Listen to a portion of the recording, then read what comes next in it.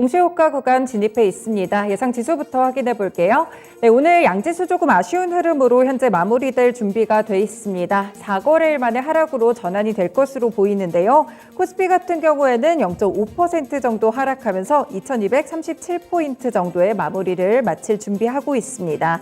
네, 코스닥 지수도 마찬가지인데요. 조금 더 밀립니다. 거의 1% 정도의 하락이 느껴지고 있는데 690포인트 정도에서 마무리될 준비가 돼 있습니다. 확실히 좀 700포인트라든지 지수가 약세장이다 보니까 상단에 대한 부담감을 확실히 느낀다는 점까지 예측이 좀 되고 있고요. 그리고 오늘은 외국인 수급 쪽에서는 오히려 괜찮은 흐름이 들어옵니다. 최근에 지수를 좀 견고하게 보여줬던 부분들이 외국인 수급이라고 볼 수 있는데 거래소와 코스닥 모두 외국인은 현재 사자세 포지션 취하고 있습니다. 특히나 거래소 같은 경우에는 현재 1156개 6억 원 정도 매수를 하게 되면서 조금 더 이 상승 탄력이 커지는 모습 나타나고요. 기관은 매도세가 나타나고는 있는데 좀 제한적인 매도 탄력이 나타나고 있습니다. 다만 선물 시장에서 외국인의 수급이 조금 밀리고 있는데 현재 2274계약 정도 매도로 집계가 됩니다. 네, 오늘은 또 여러 가지 종목들이 있는데 그 가운데 상한가 도달한 종목들도 몇 가지 좀 체크를 해보겠습니다. 일단 거래소 쪽에서는 장중에 상한가를 도달했던 종목은 있는데 현재까지 유지를 하고 있는 종목들은 없는 것으로 집계가 나오고 있고요. 일단 장중에 상한가 도달했던 종목들은 베트남개발원, 수익증권 계속 올라와 있고요. 인디에프 같은 경우에 장중에 지폐주로 도약이 좀 있었는데 확실히 오늘은 매물 소화 과정 좀 거치면서 탄력이 많이 줄어든 상태입니다. 네, 코스닥 시장으로 넘어가 보시면요. 오늘 상한가 도달한 종목들이 상당히 많습니다. 먼저 첫 번째 종목은 플랜티넷인데요. 차세대 보안 솔루션 기대감을 받고는 있는데 일단 정확한 뉴스들이 나오고 있지는 않기 때문에 추가적인 흐름들은 보셔야 될 것 같습니다. 그리고 시총이 좀 작은 종목들 위주로도 상한가 도달이 나오고 있는데 넥스트아이 대표적으로 있고요. 동전주입니다.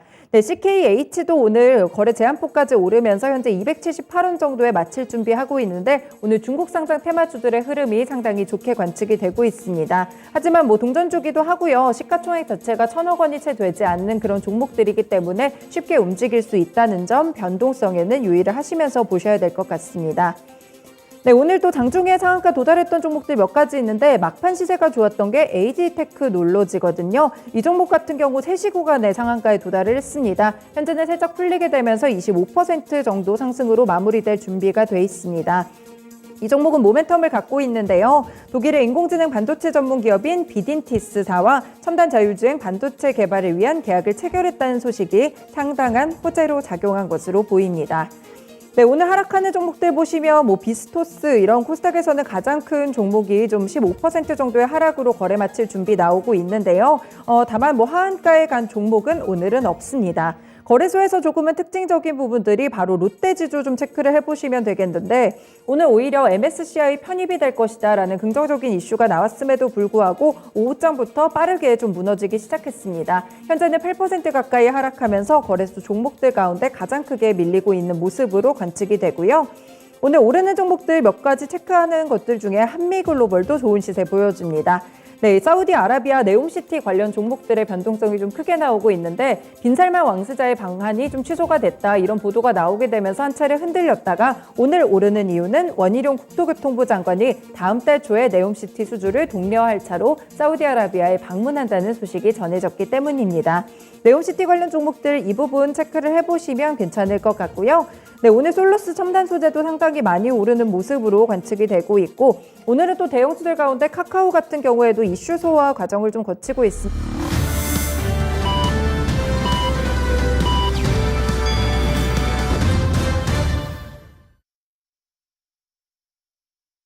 네, 10월 19일 수요일도 이렇게 거래를 마쳤습니다. 조금 아쉬운 흐름이 관측이 됐는데 사실은 장중에 큰 상승 탄력을 좀 보여주다가 지수가 막판에 무너지기 시작하더니 코스닥 시장의 경우에 좀 큰 폭으로 하락이 좀 나타났습니다. 다만 외국인의 수급은 받쳐주고요. 원달러 환율 시장이 이와 더불어서 좀 함께 급등하는 모습이 있어가지고 여러 가지 부분들 주변국 증시까지 둘러보면서 우리 증시만 그랬던 것일지 함께 체크를 해보겠습니다.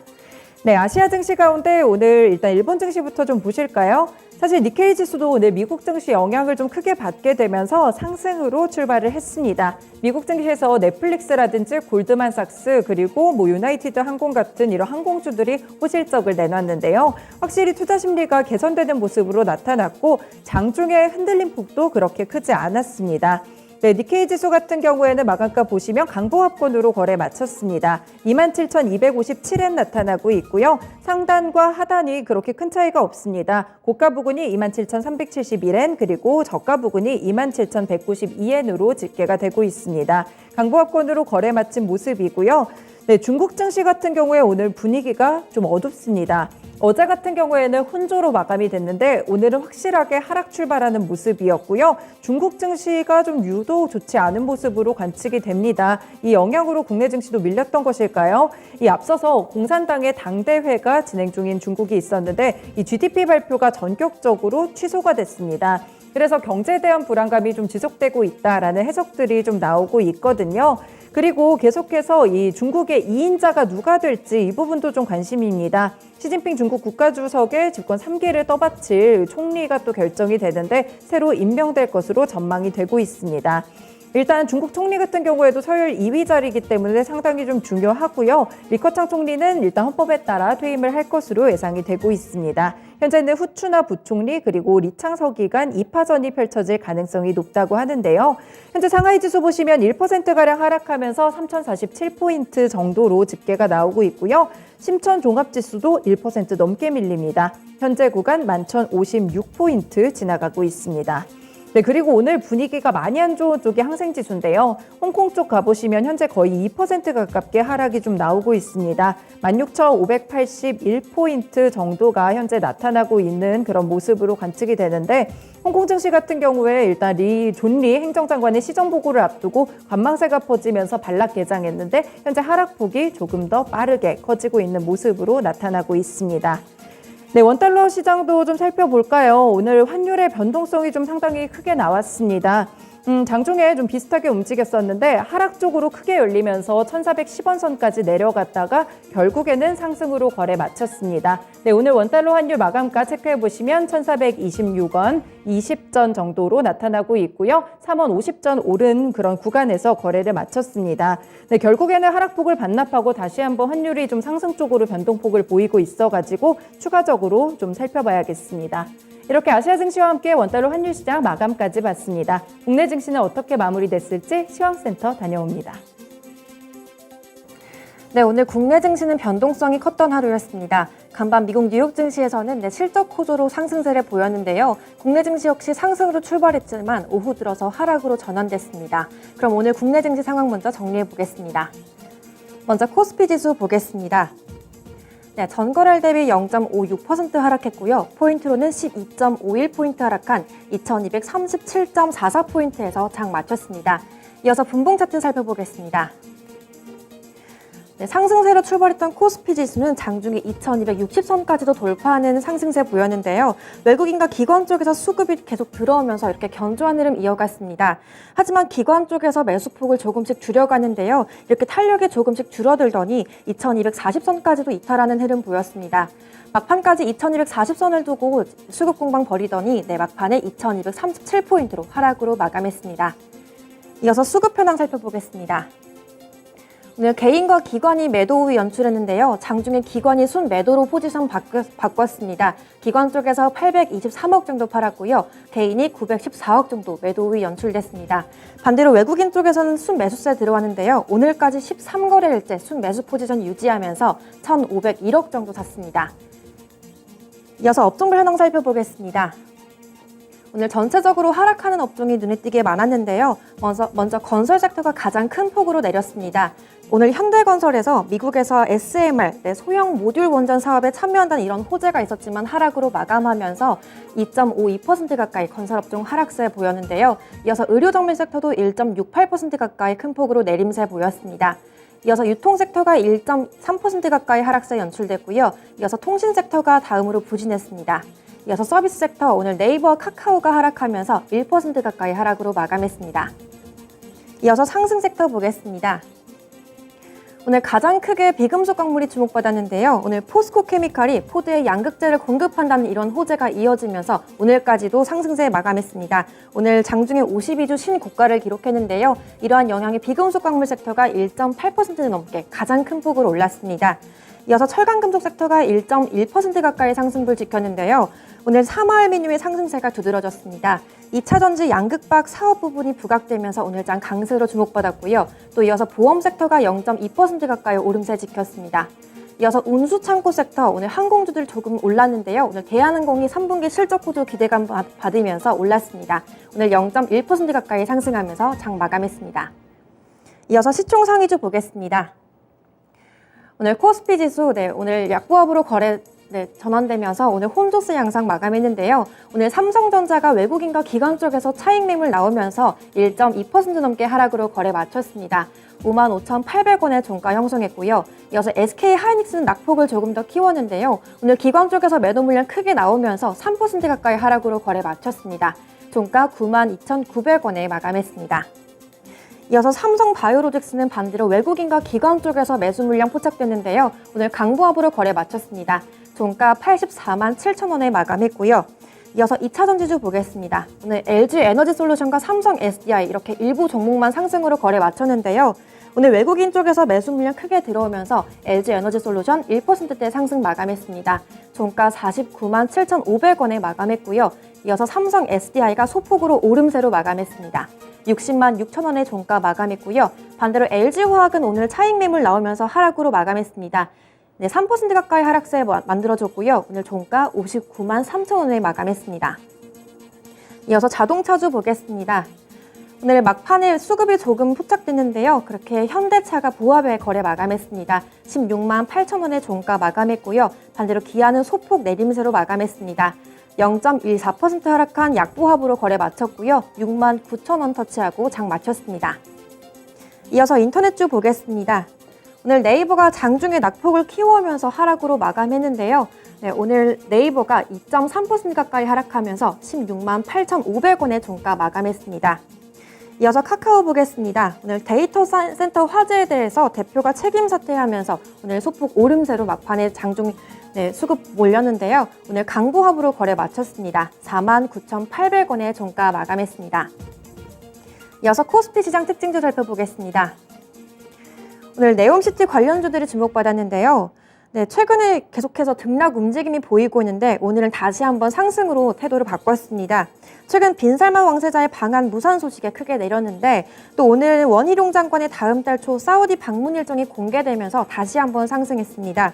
관련주 가운데 가장 크게 움직였던 한미글로벌이 오늘도 역시 상승폭을 키웠는데요. 오늘 11% 급등하면서 29,450원의 종가 마감했습니다.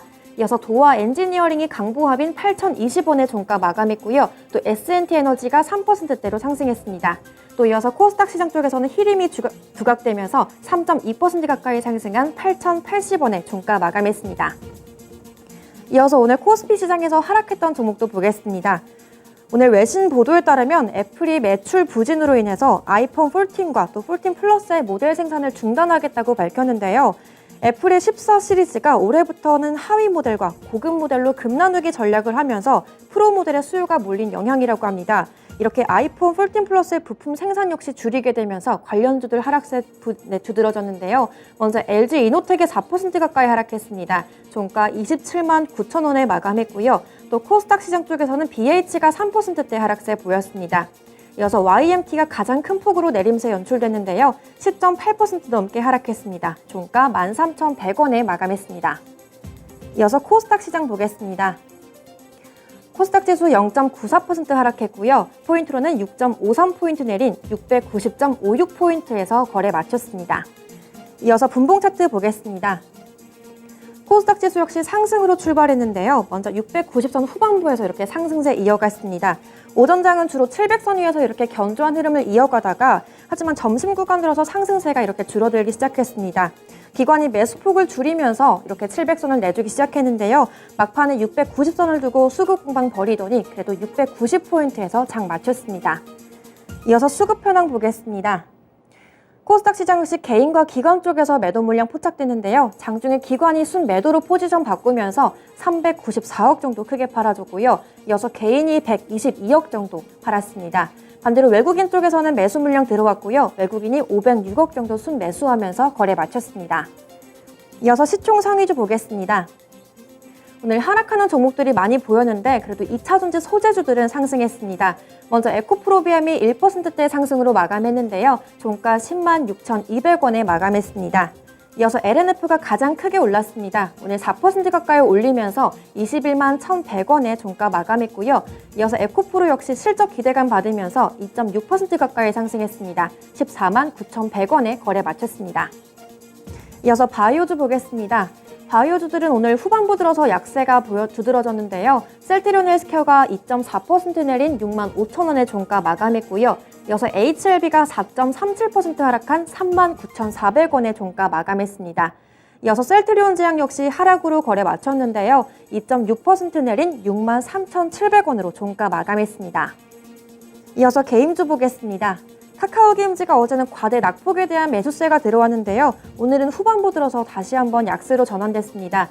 2.5% 넘게 하락한 38,200원에 종가 마감했고요. 펄어비스는 약보합으로 거래 마쳤습니다. 41,350원에 종가 마감했습니다.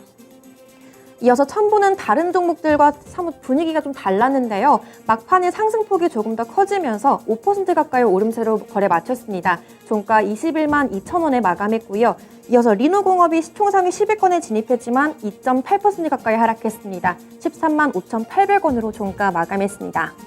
이어서 코스닥 시장 특징주 보겠습니다. 넷플릭스가 간밤 3분기 실적 예상치를 발표했는데요.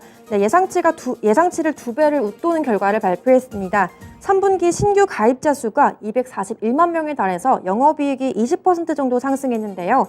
넷플릭스의 콘텐츠 가운데 이상한 변호사 우영우가 실적 견인 요인으로 주목받으면서 콘텐츠주들 동반 강세 보였습니다.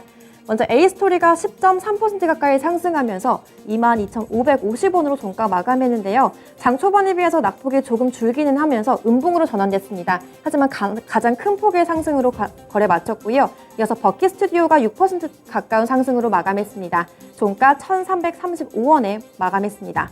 이어서 스튜디오 드래곤도 2.6% 가까이 상승한 67,800원의 종가 마감했고요. 이어서 키이스트와 사마 네트워크스, 코퍼스 코리아 쪽으로도 수급이 포착됐습니다. 이어서 네트워크 관련주 보겠습니다.